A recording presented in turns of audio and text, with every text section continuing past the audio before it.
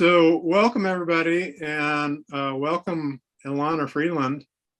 Elana is the author of a number of books, and why don't we just start out, Elana, and tell us about the books you've written. You know, I have to admit that a lot of what you write about and lecture about is pretty new to me. You know, we met at the Health and Freedom Summit in Tucson earlier this year, and your presentation at that summit was pretty much just blew me away. I had heard little bits and pieces of that stuff, but you know, I was still kind of on the fence about the reality of it all, and then I heard your presentation, and you have everything backed up with all these facts and documents and documentation, and everything's verified. And I was just, wow, this is amazing. And so I knew I wanted to have you on here at some point in time. And I have to admit, I haven't had a chance to read any of your books since then. But I have been on your website. Your website is amazing, I have to say. That's my web mistress. She does all that. I mean, she's really? Amazing. Yeah, it's an incredible website, and I recommend that people go there. Tell us what your website is. It's just elanafreeland.com. Okay. So I guess people have access to your books on there, a bunch of information on there about what you write about and lecture about. So if I could get you to quickly just recap your previous books, and then let's get into this nanobot technology discussion. Well, I started out writing my Sub Rosa America series many years ago. Back in '93, I started, and that I finished those books very late, because it took me, well, I spent 10 years on MK Ultra just to understand exactly how it works. And of course now the MK Ultra of 1953 through 73 has now morphed into remote mind control done through wireless technology. During the time I was collecting data on just about everything in order to write Sub Rosa America, which is basically about America and the Sub Rosa controls underneath the underbelly. Sub Rosa means under the rose, but it basically means the how it's being controlled, like what we call the deep state now, or the shadow government, or many terms we have. But I wanted to take it further than just the political. I wanted the occult underpinnings of what's happened in America since we brought the Nazis in under Operation Paperclip. And that was a huge thing. And the Dulles brothers, Alan Dulles and his brother, John Foster Dulles, are primarily culpable for that. And since then, this nation has been going down the tubes. So while I was doing that, I was at one point I was living in England, and I was in touch with Adam Parfrey at Feral House, because I had done some editing of a man named James Shelby Downard's autobiography. And that's a whole other story of Twilight language, secret brotherhoods, Freemasons, all that. And I had done the editing on my own. I was never paid for it, because Shelby had written it so badly that I couldn't read it. So I just began to edit it as I read. And then when I got it done, I thought, well, you know, I'll see if Adam wants it, because Adam Parfrey knew Shelby. So did Michael Hoffman, who has now, by the way, come out with a second book that's well worth reading called Twilight Language, which tells you basically how to read the language of the subconscious that they use to control everybody through the newspapers, media, TV, etc. So, so I had a file on chemtrails, but it was just one, and I had a file on HARP, the High Frequency Active Auroral Research Project up in Gakona, Alaska, because I was researching everything about America. Science didn't matter to me what it was. So then Adam said, "Well, do you think you could write a book on chemtrails?" And I said, "Sure, I can do that." So that's where I began, and that was probably around 2009 or 10 when he asked me that. And I returned to America and was living in Santa Fe. And I chanced to go to a breakfast invited by a friend, and I met Clifford Carnicom there. Oh, wow. And Clifford Carnicom was the independent scientist who was since the mid-90s collecting various precipitations from the jets that were leaving this long stream of chemical signature behind, and everybody called it contrails when Clifford knew immediately it was not a contrail because it had a chemical signature. So I got to know Clifford quite well. I was looking through his microscope, and by the way, did you know that Andrew Kaufman recently interviewed Clifford? Oh yeah. Did you see that? Oh yeah, because I'm in touch with Clifford a lot. So okay. Yeah, I know all that.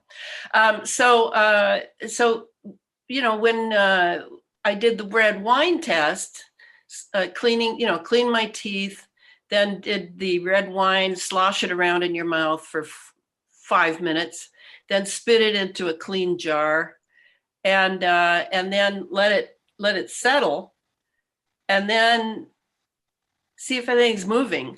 Oh, really? Basically, I hadn't heard and that. it is the fibers. It's the filaments. It's the Morgellons filaments. Really? Yes. And as you So know, that's a fungus, right? Huh? That's a No, fungus. it's not a right? fungus. No. It's not? I No, thought it was considered a fungus. it's all three kingdoms. What you're seeing in the fiber is a filament, a polymer filament. That's the encasing. It's what's inside the filament that is the serious part. This is just the vehicle to get it into, you're breathing it. It's so small. We're in the nano world now. Right. So it goes in, and it goes into your lungs, then it goes into your blood, then it goes up to your blood-brain barrier and slips right through. So Morgellons, most people think of it as a terrible skin ailment, because a lot of people who have Morgellons, truthfully, we all have it. We're all breathing the same atmosphere. Right. And they were distributing it. It wasn't an accident. It was them being geoengineers, NOAA, NASA, U.S. Air Force, U.S. Navy, you name it, NSA. I mean, just throw them all in there. This was very much a purposeful program. And so that's what I did, is when I started writing the book, Chemtrails, HARP, and the Full Spectrum Dominance of Planet Earth, another lovely long title that I seem to like, to tell everything I'm trying to do in the book. Then in there, I went into detail about Morgellons, and I also went into detail about Bernard Eastland's patents for HARP, because HARP is super, super important for all of the things going on, all the way to this so-called vaccine. It's all connected. It's all connected, and that's what this latest book goes to great lengths and many footnotes to make sure you understand that this was all thought out. This is what I call, this is real epigenetics. Yeah. This is where they use the environment to change our genetics. Right. And that's exactly what all of this, all the way back to Morgellons, all the way back to the 90s, it's all about this. So that's what drew me so strongly to your lecture at the summit in Tucson. Was I had already gotten into a lot of this stuff about the contents of the vaccines, and then you start talking about this from the topic of geoengineering and how this stuff, we've actually been breathing this stuff in the air for years prior to these vaccines. And I was thinking, okay, this is all the same piece. It is And all connected. and yeah, so go ahead. And the thing about the Morgellons, just to be clear, you're right. We've been breathing the basic matrix, and those films were done by the same guys too. The whole Matrix series, it was a pre-programming for us. But Really? the basic matrix was the Morgellons first. It began because when it gets inside, the polymer sheath unpacks, and several organs now come out, go to their proper places, and wait for their, as I like to say it, wait for their master's voice. What I'm saying is, yes, it has always been digital. It has always been digital and biological. It has always been something they can communicate with and program from a distance. Now what we have is hydrogel, graphene oxide, and quantum dots. So we have a more sophisticated system with software that they are getting into people's bodies. And now we're beginning to see, the stories are starting to come out of how people are being tracked, traced, yes, all the people who've been inoculated. And the other thing that's happening is the inoculation includes not just software for the transhuman that these people are now being converted into, but it also includes various disease states that they can activate with 5G, 6G systems from a distance and release.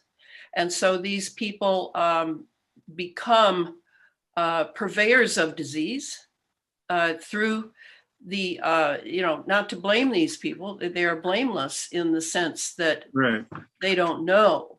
But they, because of the 5G, 6G systems, this is very important, and it's always left out, always left out. You hear about people dying. Then today I was spending some time this morning on the story of this Astrodome or whatever it's called in Texas, where they had a big concert and how several kids died and the entire crowd could not breathe.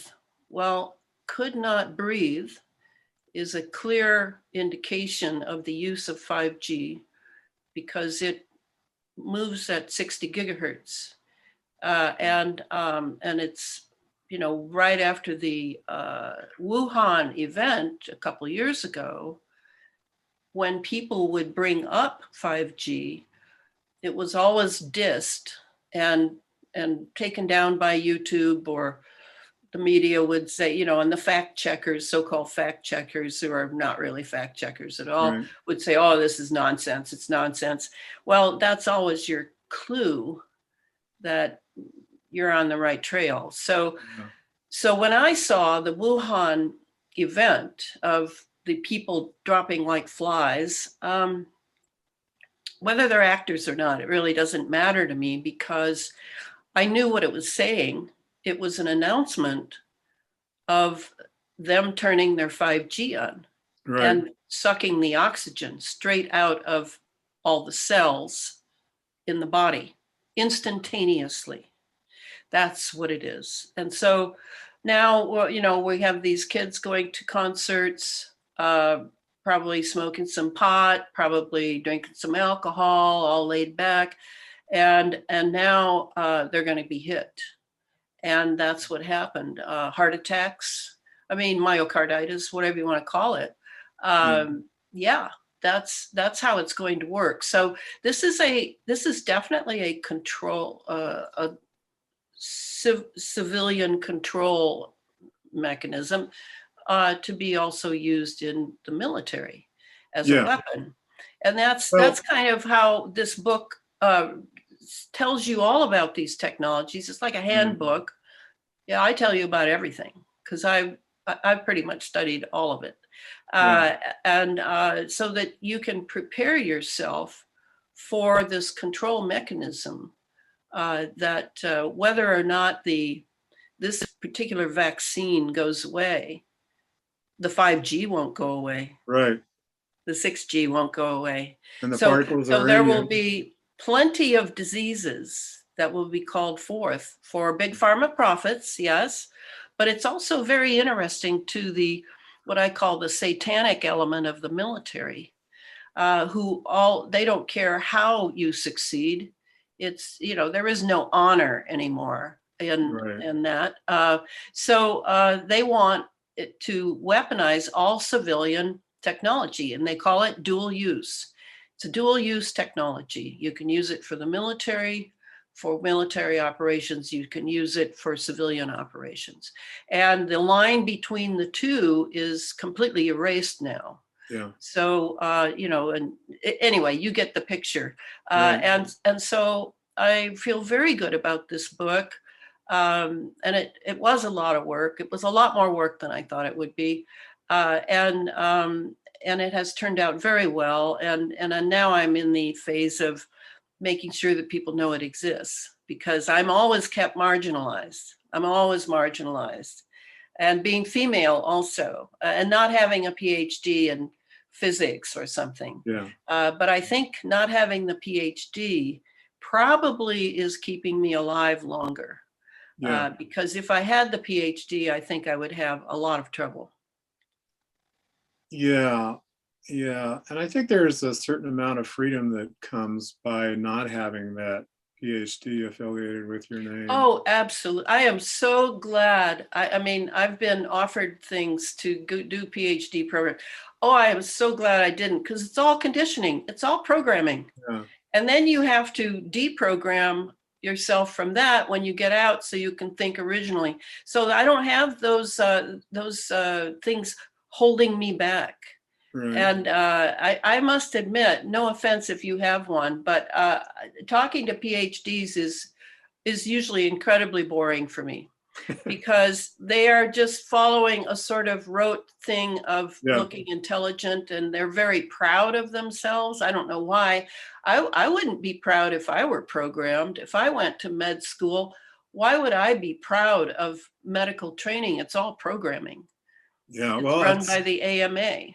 It's what the university system does these days. Yeah, it's sad, isn't it? So yeah, I It's a took 10 program. years to get my BA because it was the 60s. It was exciting. There was a lot more to learn out of the roads of life than in the classrooms. I was just looking at a document earlier this morning that a reader sent me, and it was a Department of Defense document about how to use particle beam technology to control people.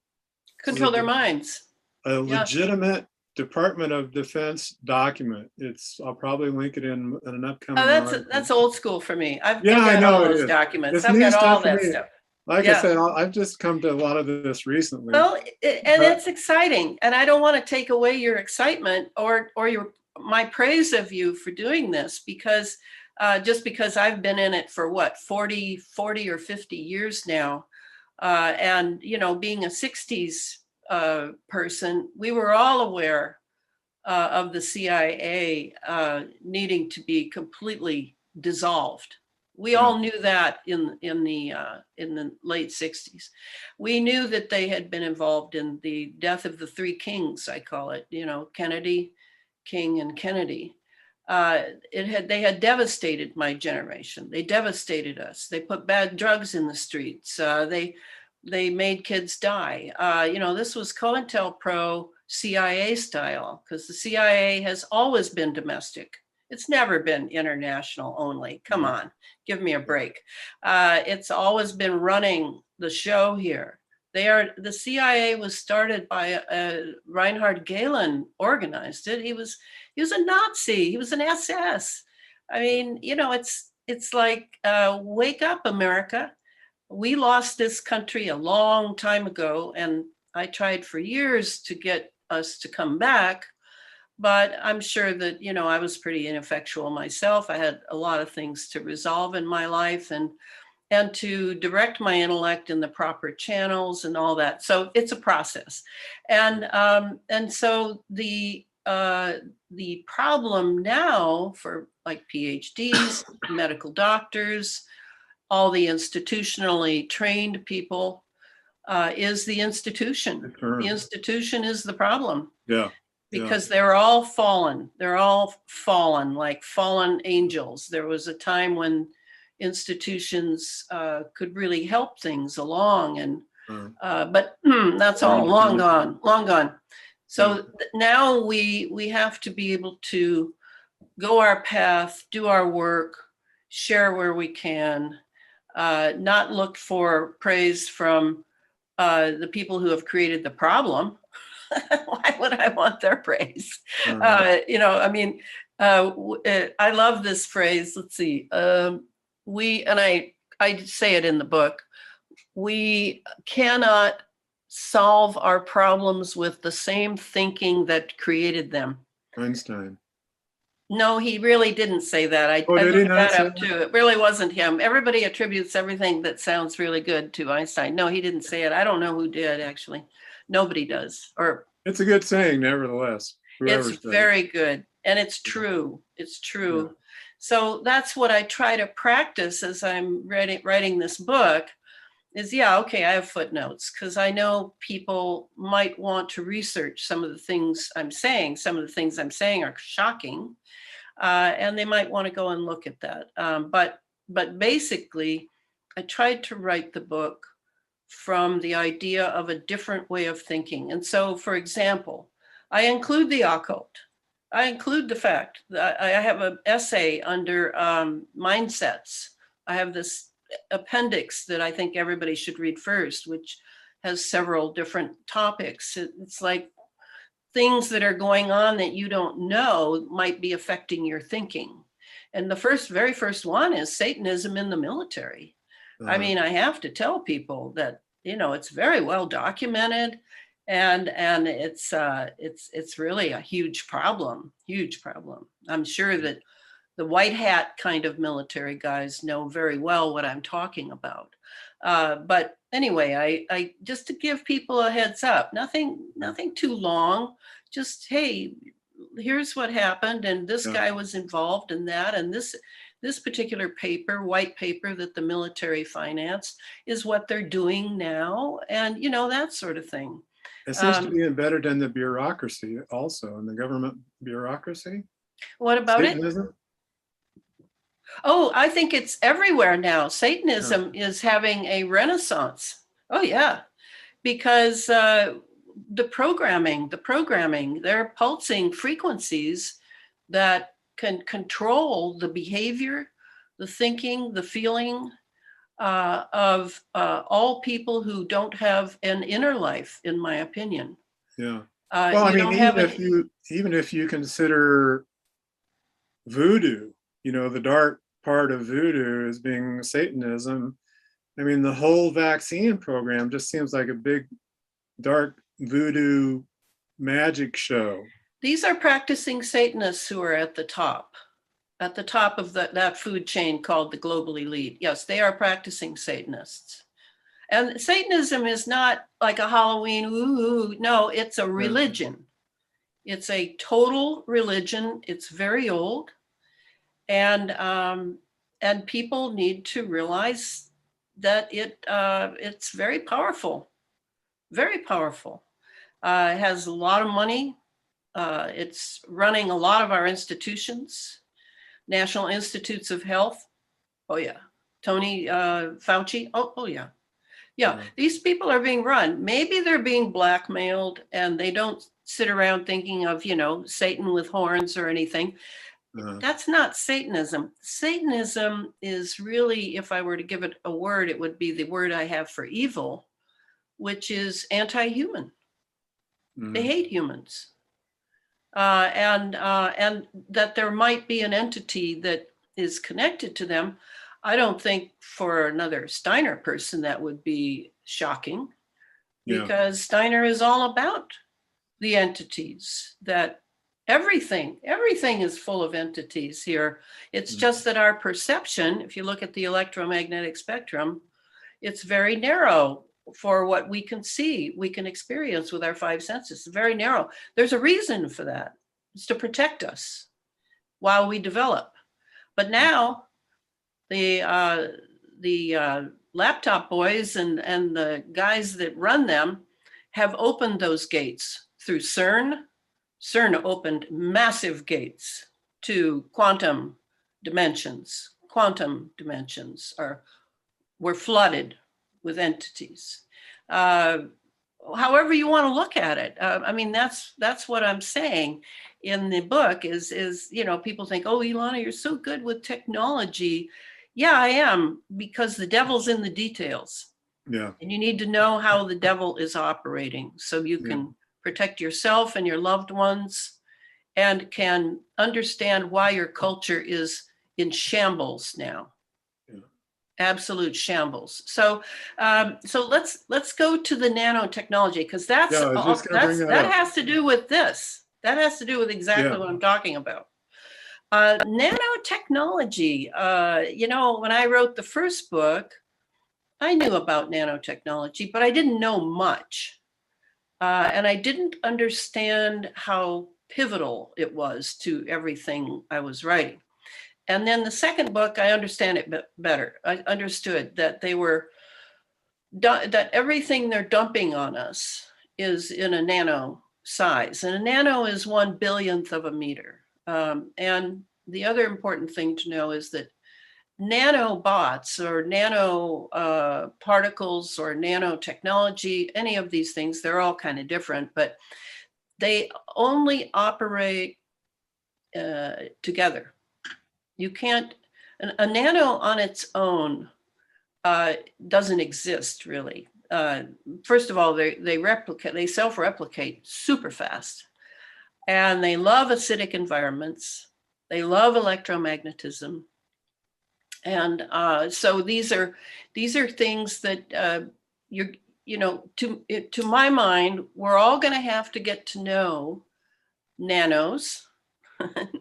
As Tony Pantalaresco always says, nano, nano, nano. Yes, we all have to get to know them, because they are in our bodies, period. There is no question. Can I take out a glob of them and show you? No, not really. But I can feel them operating in my body now and then. But I watch my diet. I'm very careful to keep an acid alkaline balance, yin yang. You know, I studied Chinese medicine for about 6 years when I was in my 20s. I thought I was going to be a Chinese medicine doctor, but then life took me another direction. So I still use it, and I still eat according to yin yang. And yin yang simply means acid alkaline. I mean, that's a simplistic way of thinking of it. And I don't do doctors. I haven't been to a doctor since I was 13, and I'm 74. I know what I'm doing. I understand the yin yang law of this plane of duality, and I use it. And I eat certain foods, and I don't eat other foods. And if I do eat other foods, and then the next day I eat like a saint, you know, because I want to keep on my balance factor. So I'm responsible for my health. I can't really blame anyone else. I certainly can't blame a virus or a bacteria, as Tom Cowan is very clear on in his wonderful book, The Contagion Myth. They don't exist. They're just pieces of genetic material that the cells are throwing off. So they can be weaponized, though. That's very important. You know, they call it gain of function now. So all of these things are nano-sized: bacteria, virus, all the antibodies that we're making supposedly in our hopefully in our cells. All of these things are on a nano scale. But the problem is, if you have electromagnetics and I went into that in detail in the second book, Under an Ionized Sky, From Chemtrails to Space Fence Lockdown, because what I did is in the title of the first book, I talked about full spectrum dominance of the planet. So in the second book, I go into how Lockheed Martin in particular and Raytheon secondarily were devoted to resurrecting what's called the space fence. We had the space fence back under Reagan, Bush, and Cheney in the 80s. Then it kind of went underground with Clinton and et cetera, until they were able to control the ionosphere. And once they could control the ionosphere, and that happened through HAARP, High Frequency Active Auroral Research Project, which is basically acres and acres of phased array antennas that you can steer and target beams to the ionosphere, pop through the ionosphere, pop electrons off of atoms, ionize them, bring them down to this atmosphere to be used for wireless operations. So that was all very successful. And then, so what's the purpose of all the stuff coming down that the trails are very purposely leaving? Well, you've got to have, the chemtrails you're talking about. Yes, that you've got to have particulates in any atmosphere that you want to send wireless signals in. You can't send wireless in a vacuum. So the idea is you have all this particulate matter. It's always here. That's why you never get a blue sky. Everybody says to me, "Oh, it's clear today." Well, I lived at a time when you had a real blue sky. Yeah. This powder blue is just full of matter, for millions and millions and millions, billions of wireless operations. So the problem of us breathing it and taking it in, well, I originally thought it was sort of like, oh, well, we have to do that. They don't care about us. And I didn't understand yet. That was the first book. I didn't understand yet that they were loading things into this for us to breathe in. Mm-hmm. And that would have to do with transhumanism, would have to be moving us, as Dr. Carrie Madej says, moving us from human 1.0 to human 2.0. From really a human being with a real human genome to a transhuman. So the nano size is really interesting because if you look at it, okay, to make nanos, and I've read a few books on it and manufacture of nanos, and the guy who invented it, Eric Drexler, he really invented it in the 70s, but he kind of sat on it a while because he also realized that if he was right about it, because it was not being manufactured then, there were only small experiments going on in laying atoms next to atoms next to atoms. So, laying 5 atoms next to each other, laying 100 atoms next to each other, that sort of thing. Sheets. But if it were manufactured, that it could easily end up being eating the natural world, gobbling it up, destroying it. If you had the wrong people in charge of the nanotechnology. So he knew enough. He was very idealistic. He thought this nanotechnology would just be fantastic because we wouldn't have to build stuff anymore. We'd just have the nanos do it. They could build our buildings. They could build the sidewalks and highways. And he thought of it as leisure time in which humans could really develop, very idealistic, very, very young and protected. And so it's obviously not turned out that way. And you have this problem of the swarm consciousness in the nanotechnology.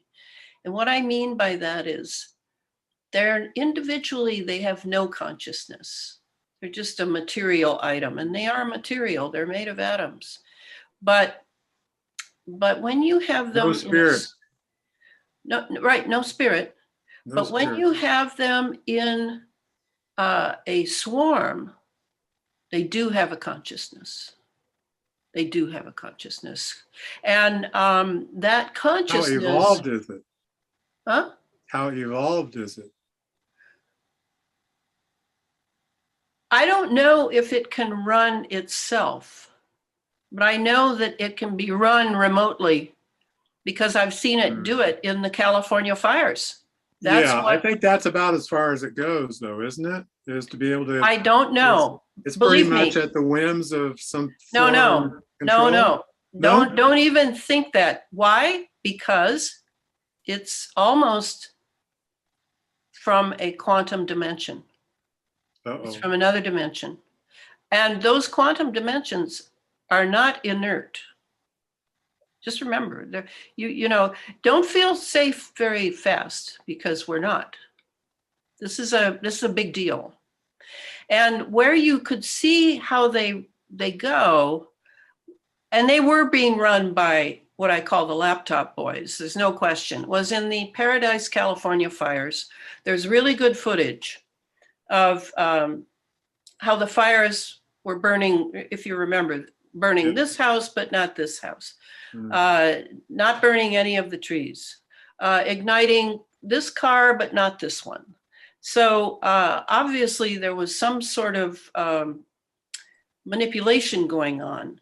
But it was when I saw some footage of what I originally thought was burning embers blowing along the ground. Just it looked like there was a wind and these were embers from a fire and they were just being pushed this way and that. But then I began to look at how they were being pushed, and it was like, no, the wind isn't shifting directions so quickly. It's like they're being guided, and they were, because it was all nanos. It's all nanobots, and they were directed to this building, so they crawled up that wall, ignited it.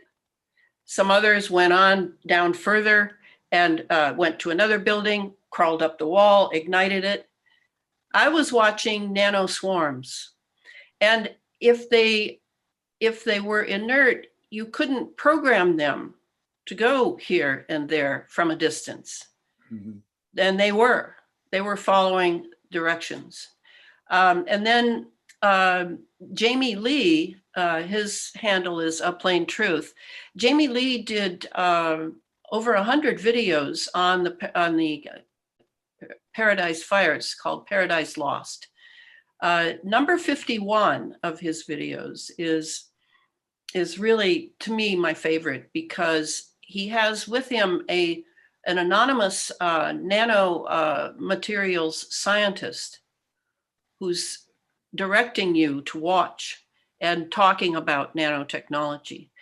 And he makes it very clear, as did the founder, the discoverer, Eric Drexler, that you're looking at a conscious being, but it's a being that is a swarm consciousness. It has a lot of different little bodies, but once it has all those little bodies, and remember, I said in the body, especially in acidic bodies, it's highly self-replicating. Highly, I mean, zoom, and so what are they being used for in our bodies? Well, there's a variety of purposes. As you know, they are in the inoculation that people are receiving. We've read about it. There's nanotechnology in there. There's nanoparticles, they call them, nanoparticles. Nanoparticles make it sound like they're natural, because nanoparticles are natural. There's nanoparticles in space. There's nanoparticles in our atmosphere. There's nanoparticles in the earth. These are natural, and you need only concern yourself with size, and they don't swarm. Because they are simply of nature. They're just tiny. That's all. but the nanotechnology is being produced, and it's cheap. And most of our foods, refined foods, have nanotechnology in them. They call them nanoparticles, but they don't have to list them. You don't know that your candy bars and cookies and cake mixes and chips all have nanoparticles in them. Some of which are probably nanotechnology, many of which are just used as fillers, maybe. Maybe it's cheaper to buy that.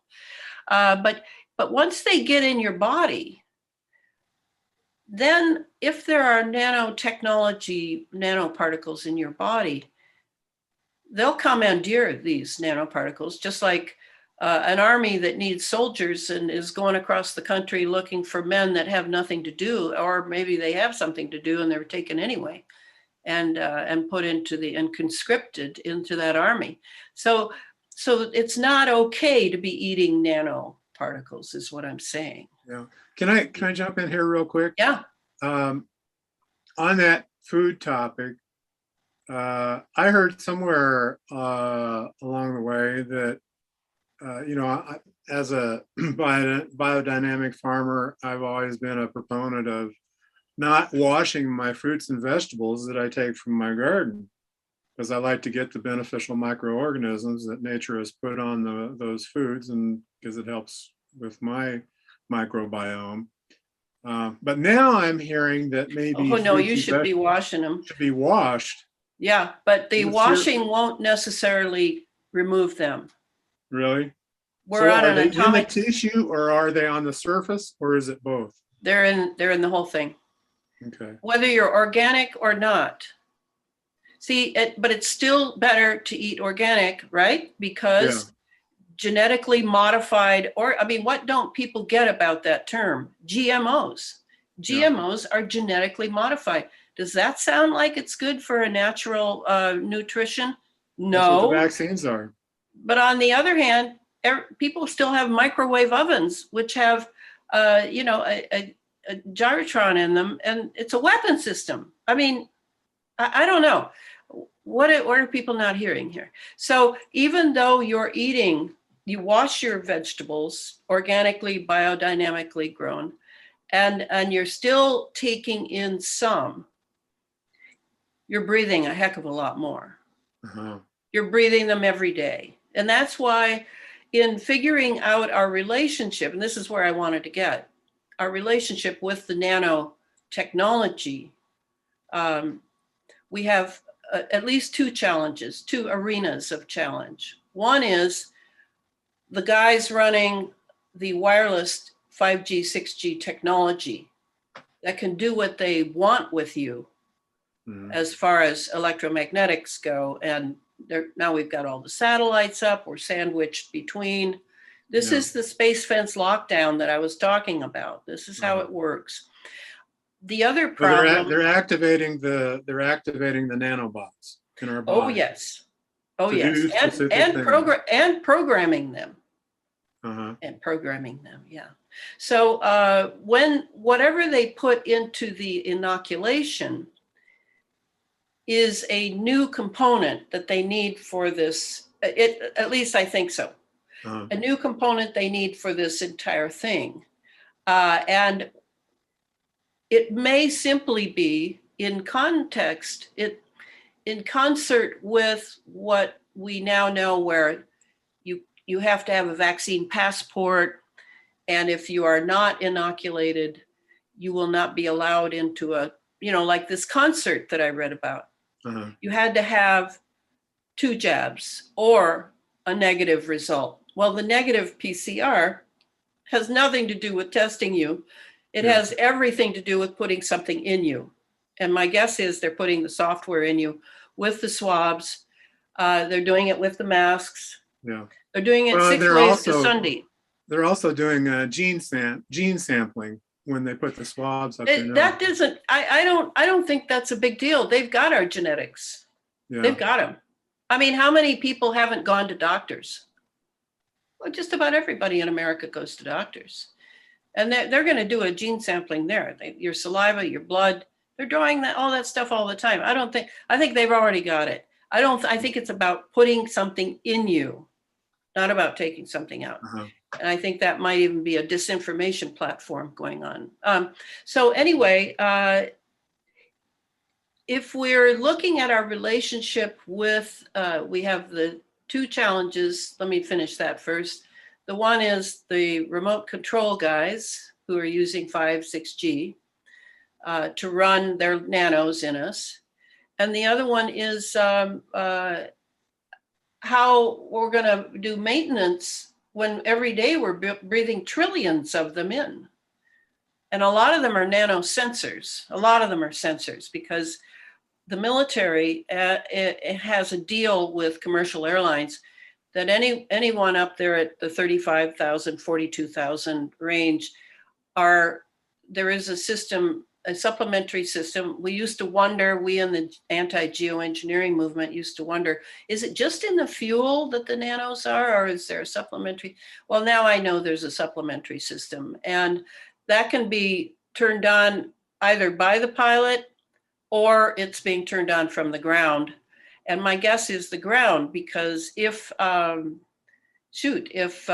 have a Mercedes engine in the jet, well, then probably Mercedes is going to be running the output of whatever the supplementary system is. That's my educated guess.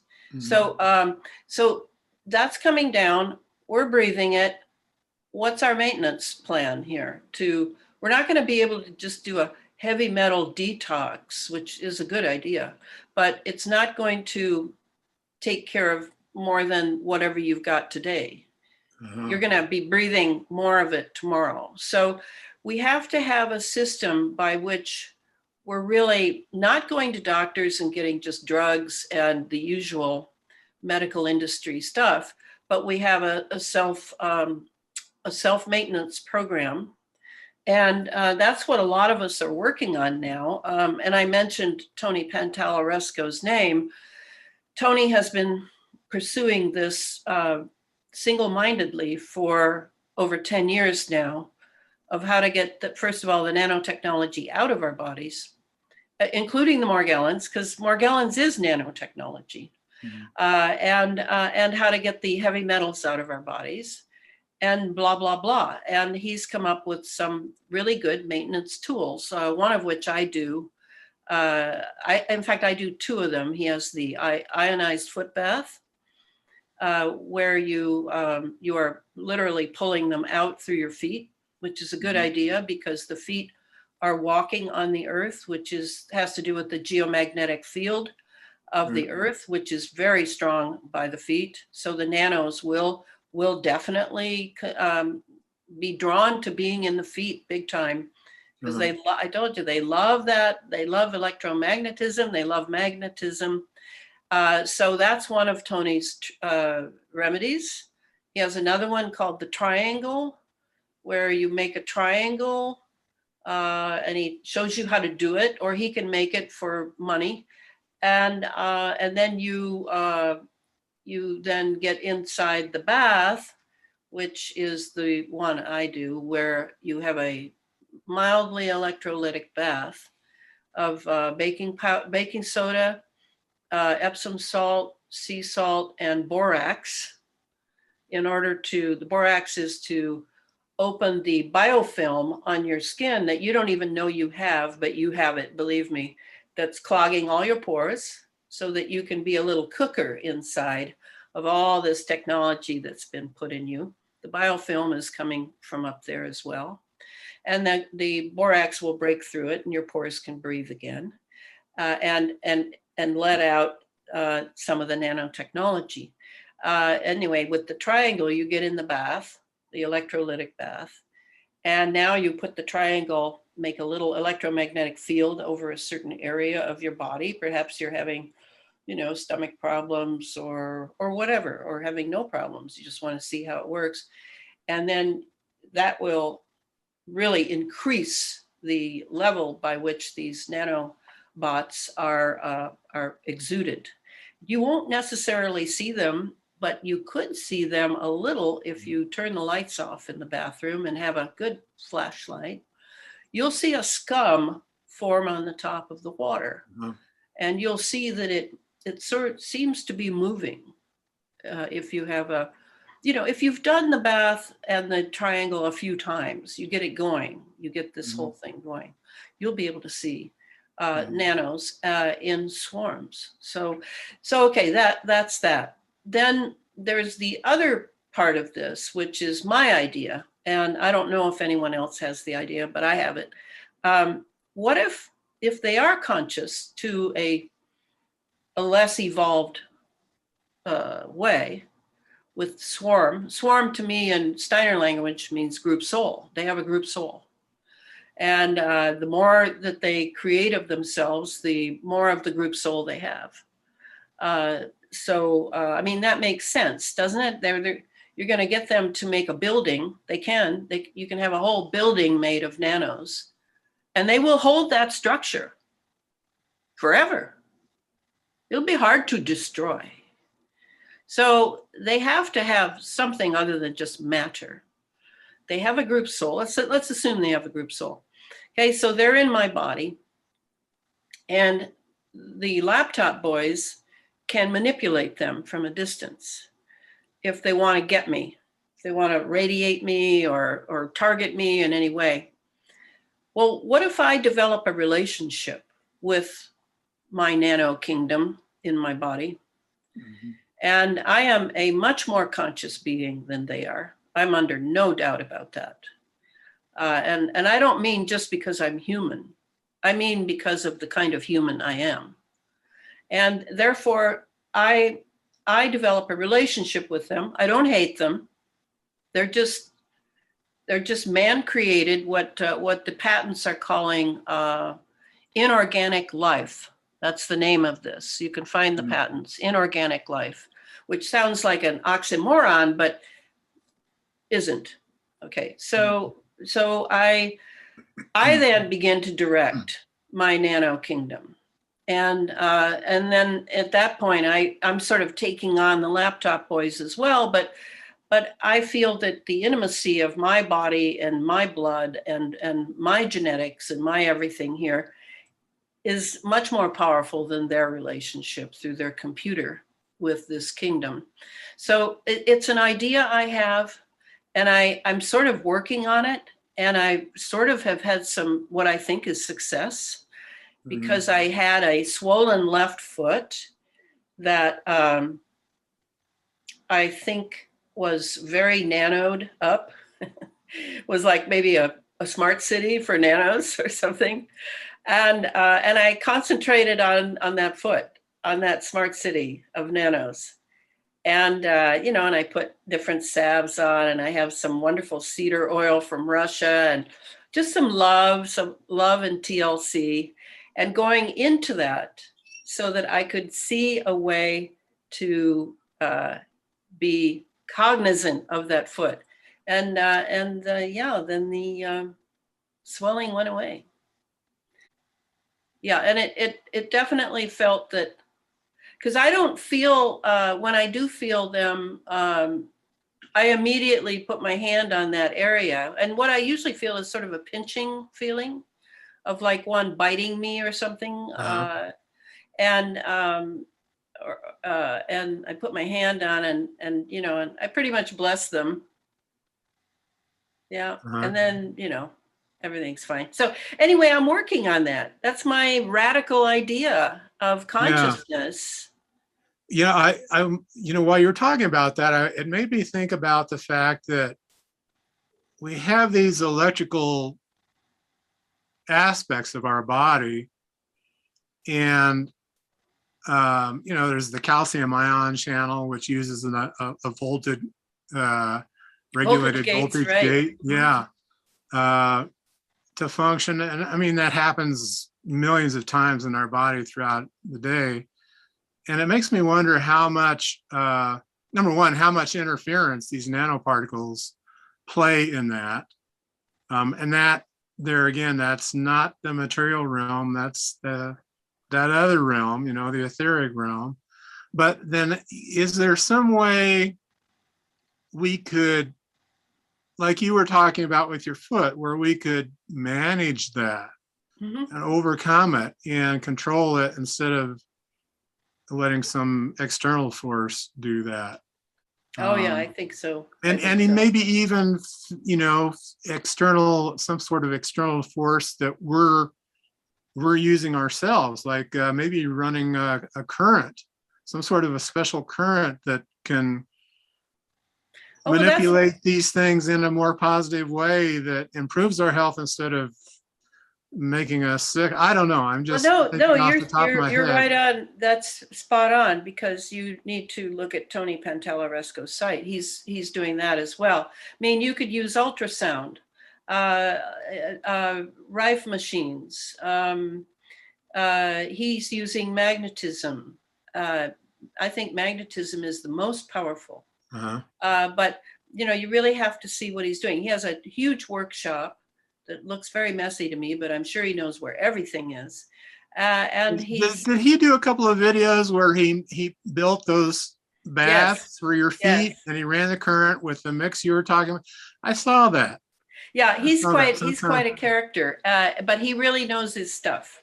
And Uh-huh. at this point, he's the person I recommend the most. But there's another guy called Lookout for Charlie, and that's what he calls himself. That's his handle. Lookout for F-A Charlie. And he's a targeted individual, and he comes up with some great things too. So it's just beginning. I don't know. It's over an hour. Are we all right? I'm Didn't all you right. say it It's was an up to hour? you. It's up to you. I'm fine. Oh, I see. So we have just begun this process, but what will not help is, as the Morgellons people learned, is to go to a doctor, because a lot of doctors are either being paid off to be silent, or they simply don't know.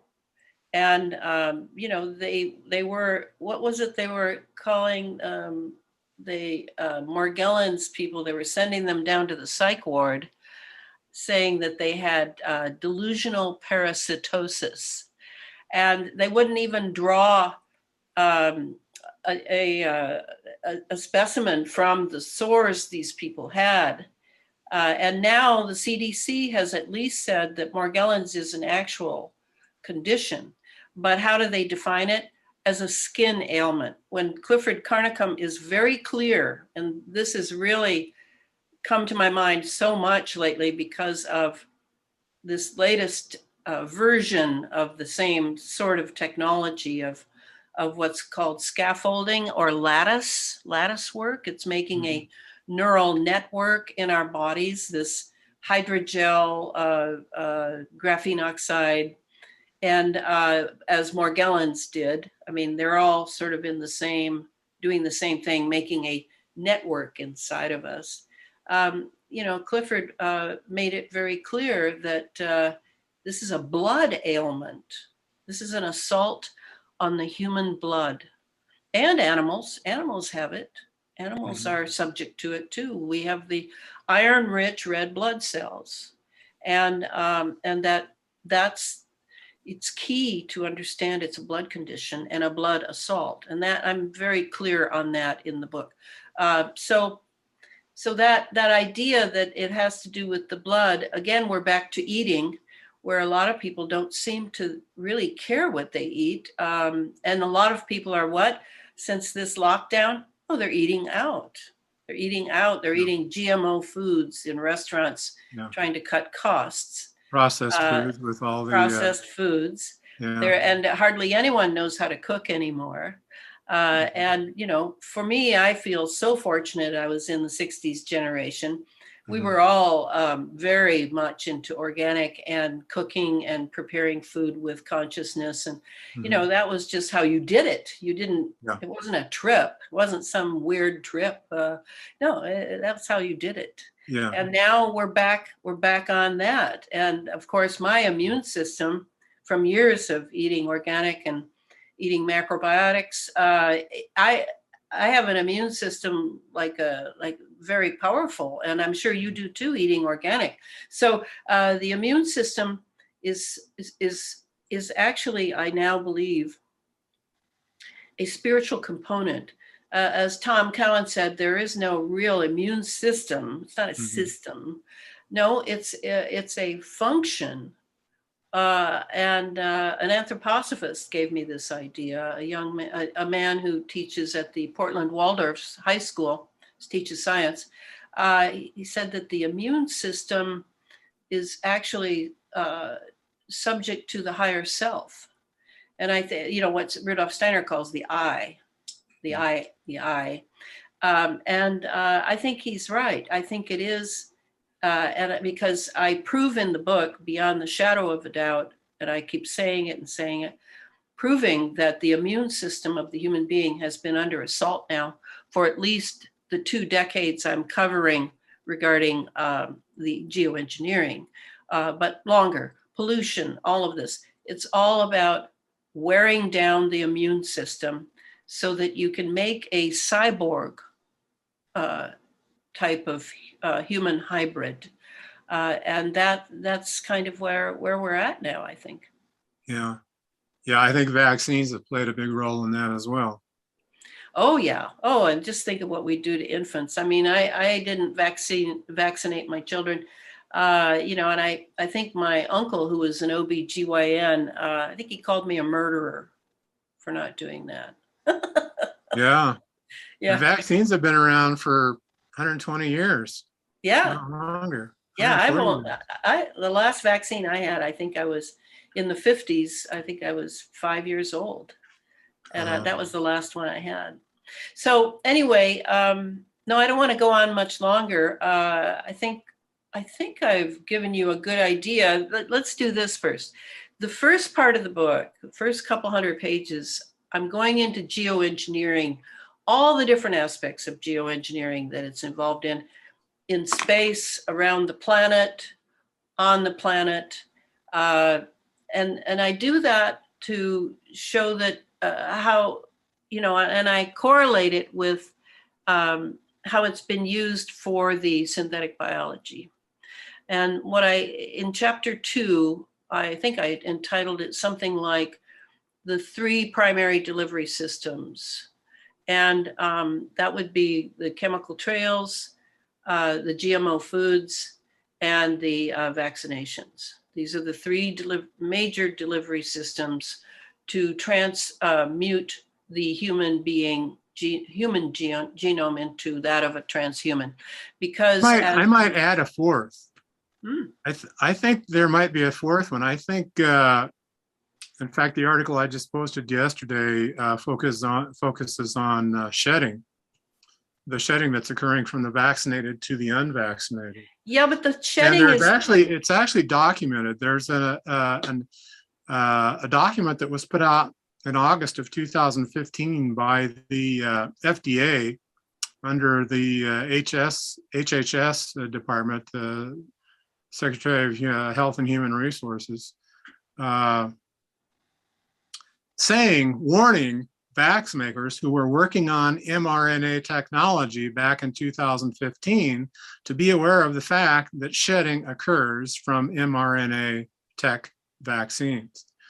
And they had to know about that many years before that, because for them to be able to publish that paper in August of 2015, it probably took years of research for them to determine that. So they've known for, at the bare minimum, 6 years that these vaccines shed and that it's an issue.